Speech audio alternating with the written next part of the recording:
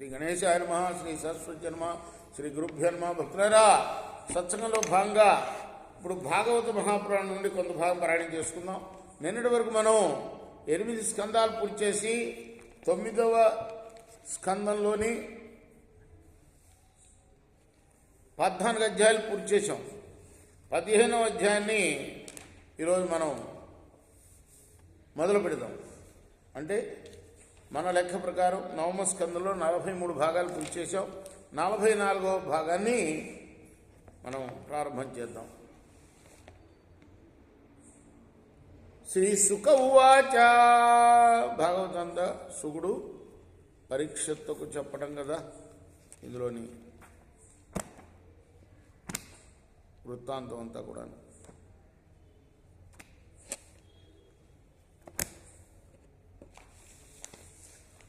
సుకుడు చెప్తున్నాడు, ఐలస్య చోర్వశీ గర్భాత్ షడాసన్నాత్మజా నృపా ఆయు శ్రుతాయు సచ్చాయు అయోధ విజయో జయ.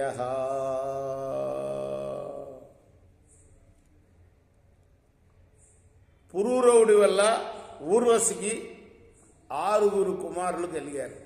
వాళ్ళ పేర్లు ఏమిటయ్యా అంటే శృతాయువు, సత్యాయువు, రయుడు, విజయుడు, జయుడు. విజయుడు మొత్తం 6. శ్రుతాయోర్వసుమాన్ పుత్ర సత్యయోశ్చ శృతంజయః రయస్య సుత ఏకస్య జయస్య తనయోమితః భీమస్తు విజయస్యాధ కాంచనోహోత్రగస్తతః తస్య జహ్నుః సుతో గంగాం గండూషీకృత్య యోపిబత్ జహ్నోస్తు పురుస్తత్పుత్రో బలాకశ్చాత్మజో జక. వాళ్ళ వంశం కూడా చెప్తున్నాడు ఆయన. శృతాయు కొడుకు పేరు వసుమంతుడు, అలానే సత్యాయు కొడుకు పేరు శృతంజయుడు, ఆ రయుడు యొక్క కొడుకు పేరు ఏకుడు, జయుని యొక్క కొడుకు పేరు అమితుడు, విజయుని కొడుకు పేరు భీముడు. భీముడి వల్ల పుట్టినవాడు కాంచనుడు, అతని సుతుడు హోత్రకుడు, హోత్రకుడికి తనవజ్జుడు జుహ్నువు. గంగానదిని పుట్టిట పట్టినవాడు ఈ జుహ్ను మహర్షియే. జహ్ను కుమారుడు పూర్వు, అతని పుత్రుడు బలాకుడు, బలాకుని తనయుడు అజకుడు. తతః కుశః కుశశ్చాపి కుశాంబుస్తనయోవసు కుశనాభస్య చత్వారో గాధిరాసీత గాధిరాసీత్ కుశాంబుజ.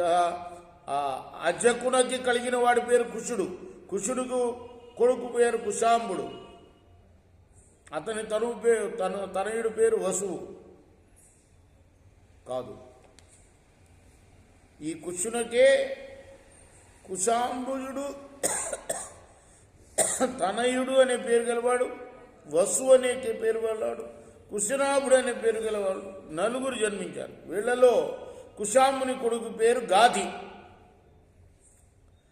తస్య సత్యవతిం కన్యాం రుచికో యాచ తద్విజ వరం విసదృశం మత్వా గాదిర్భార్గవమబ్రవీద్. గాది కూతురు సత్యవతిని రుచికుడు అనే బ్రాహ్మణుడు కోరుకున్నాడు. భృగువంశజుడైన రుచికుడు తన పుత్రికను తగిన వరుడు కాడని భావించి గాది అతనితో అన్నాడు, ఓ మునివరా, ఏకతః శ్యామకర్ణానాం హయానాం చంద్రవచ్చసాం సహస్రం దీయతాం శుల్కం కన్యాయ కుశికావయం. మేము కుశిక వంశజులము, నా కూతుర్ను భారీగా పొందడానికి అంత సులభం కాదు. ఆమెను పెండ్లి ఆడవలనంటే ఒకవైపు మాత్రమే శ్యామవర్ణంతో ఒప్పే చెవిగల తెల్లటి గుర్రాలను వేయింటిని కన్యాశుల్కంగా మాకు సమర్పించాలి. ఈ చుక్త తన్మతం జ్ఞాత్వాగతః స వరుణాంతికమనేయ దత్వా తానస్వాన్ అనుపమేయే పరానన్. గాది యొక్క అభిప్రాయం ఎరిగిన రుచికుడు వరుణదేవుడి దగ్గరికి వెళ్ళాడు. ఆయన అనుగ్రహంతో అటువంటి అశ్వాలను పొంది వాటిని తీసుకుని వచ్చి రుచికుడు గాదికి సమర్పించి ఆయన కుమార్తె అయిన సత్యవతిని వివాహం ఆడాడు. స ఋషి ప్రార్థిత పత్న్యాస్త్యస్రా చాపంచకామ్యయ శ్రపయత్కో భయైర్మంత్రైశ్చరుం స్నాతుం గతో ముని. తావత్ సత్యవతీ మాత్ర స్వచరం యాచితా సతి శ్రేష్టం మత్వాతు సాయాచన్మాత్రే మాతురదత్ స్వయం. గాధికి పుత్ర సంతానం లేదు. అందుకోసం ఒకనాడు ఋషిక మహర్షిని, అతని భార్యకు సత్యవతిని, అతని అత్తగారును, స్వామి మీ తపప్రభావం వల్ల మాకు పుత్ర సంతానం కలిగేటట్టుగా అనుగ్రహింపండి అని ప్రార్థించాడు. అప్పుడు అతను 2 చెరువులు అంటే తెలుసు కదా, యజ్ఞానికి సమర్పించే ఆహుతిని చెరువు అంటారు. అలా రెండింటిని సిద్ధపరిచి వాటిలో ఒకదాన్ని తన భార్య కోసం బ్రాహ్మ మంత్రంతో, ఇంకోదాన్ని తన అత్తగారి కోసం క్షాత్ర మంత్రంతో అభియంత్రించాడు. ఆ తర్వాత అతను స్నానం చేయడానికి వెళ్ళాడు. అప్పుడు ఏం జరిగిందంటే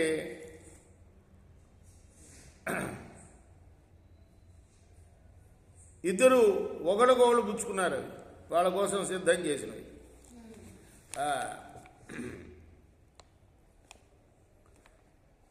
తద్విజ్ఞాయ మునిప్రాహ పత్నిం కష్టమకారిషి ఘోరో దండగ్రహపుత్రో భ్రాత తే బ్రహ్మవిత్తమ.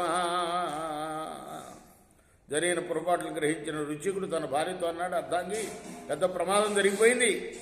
మీరు చేసిన తప్పు వల్ల ఇప్పుడు నీకు కలగబోయే పుత్రుడు జనులను దండించే ఘోర స్వభావం గల వాడు అవుతాడు. మీ తల్లి కడుపున జన్మించేవాడు సాత్విక స్వభావం గల బ్రహ్మవేత్త అవుతాడు. తల్లి ఏమో క్షత్రియం, కూతురేమో ఎవరిని చేసుకుంది? బ్రాహ్మణ్ణి చేసుకుంది. ఇది అనులోమ వివాహం అంటారు. బ్రాహ్మణుడు చేసుకోవచ్చు క్షత్రియుడు, కానీ ఈ పుత్రుల కోసం అర్థించిన అత్త పెళ్ళం ఇద్దరు కూడా వాళ్ళ కోసం ఏవైతే ఆయన ఉంచాడో అవి ఒకళ్ళకొకళ్ళు పుచ్చుకున్నారు పొరపాటున.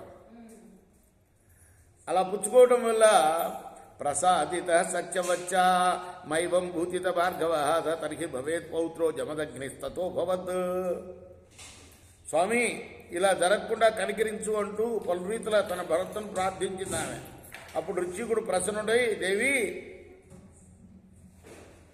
ఒక వరం ఇస్తున్నా నీకు. నీ పుత్రుడు మామూలుగా క్షత్రియ స్వభావంతో పుడతాడు, కానీ నీ మనవడు మాత్రం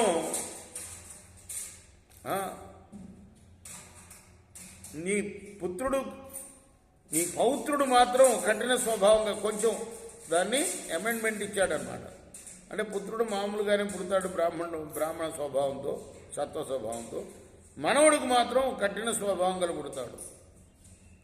అప్పుడు సత్యవతికి జన్మించిన వాడు ఎవరయ్యా అంటే జమదగ్ని, అంటే ఆయనకు పుట్టినవాడు అనమాట. ఆయనకి క్షత్రియ కన్యదాన బ్రాహ్మణుడికి పుట్టినవాడు ఎవరయ్యా అంటే జమదగ్ని. ఆ తర్వాత సా చాభుత్ సుమత్పుణ్య కౌశికీ లోకపావని రేణు సుతాం రేణుకాంబై జమదగ్ని రువాహయాం. ఆ తర్వాత సత్యవతి కౌశికి అనే పవిత్ర నదిగా మారిపోయింది ఆమె. జమదగ్ని రేణు మహాముని కుమార్తె అయిన రేణుకుని వివాహం ఆడాడు. జమదగ్ని అంటే మనవుడు.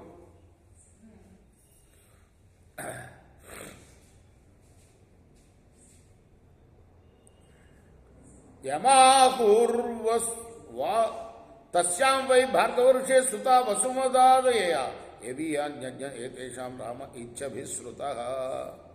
భృగువంశజుడైన జమదగ్ని వల్ల రేణుకకు వసుమంతుడు మొదలైన కుమారులు పుట్టారు. వాళ్ళు చిన్నవాడైన వాడే రాముడు అని లోక ప్రసిద్ధుడయ్యాడు. ఎవరి రాముడు?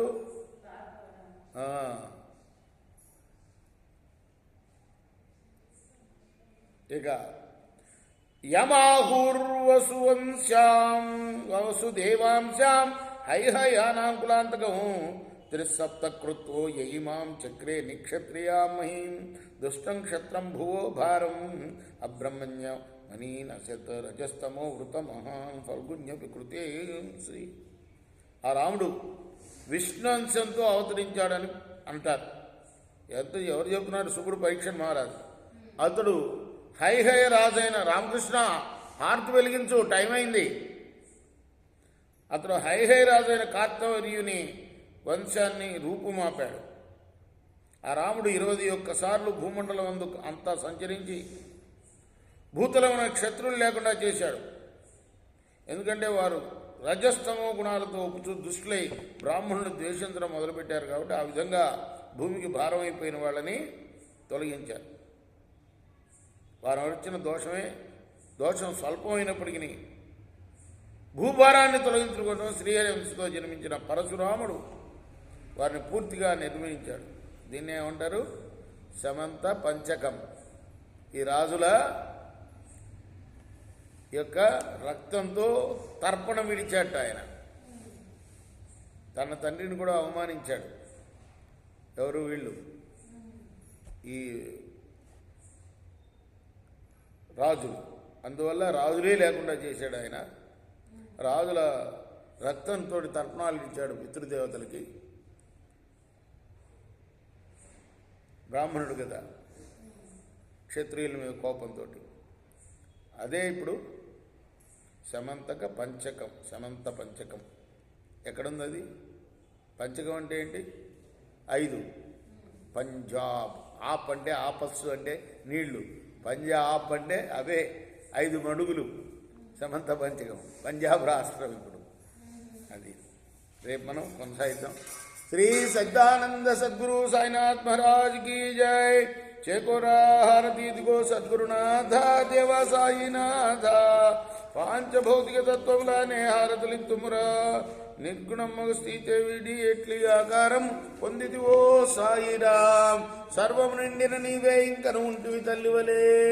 రజోతమో సత్వము నుండి మాయడు జనించే బాబా మాయడు జనించే. ఆ మాయ నుండి వేరే మాయా ఏ తీరుగా వచ్చే. సప్త సాగరాలు నీకు క్రీడారంగములు బాబా క్రీడారంగములు. నీ లీలాతల బ్రహ్మాండం.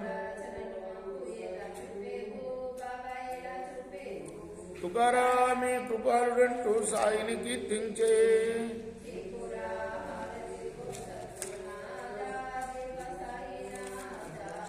పాంచభౌతిక తత్వములానే హారతులిత్తుమురా. లోకమే